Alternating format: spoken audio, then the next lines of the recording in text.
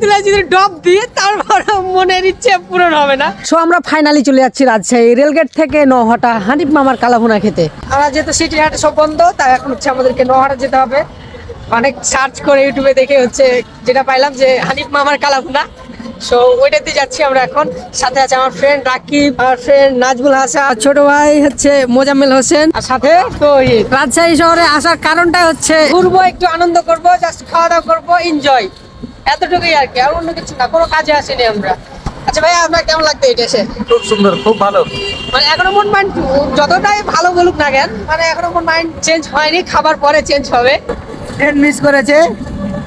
আর এদের দুইজনকে তুলে তুলে যদি ডব দিয়ে তারপর মনের ইচ্ছে পূরণ হবে না, চিনতে পারছিস কেন? কারণ ওদের 125 সিসি গাড়ি নিয়ে যদি ট্রেন মিস করে, আর আমরা তো মনে করেন যে আগে বেরিয়ে চলে আসলাম, ওরা ট্রেন মিস করে দিলাম, তাই হচ্ছে মনটা খুব খারাপ। মন খারাপ করার কিছু নাই। এখন যেতে একসাথেই যাচ্ছি, আজকের খাবারের বিল দিবে এই যে আমার এই ফ্রেন্ড আর এই ফ্রেন্ড, দুইজনের মাঝখানে আমি বসে আছি। সো দুজনকে ঘিরে বসে আছি, আর দুজন আছে বিল দিবে। তারপর ওরা ট্রেন মিস করছে, আমাদেরকে 1-1.5 ঘন্টা অপেক্ষা করতে হয়েছে। সো চলে যাচ্ছি আমরা হানিফ মামার কালাভুনা। চলেন যাওয়া যাক।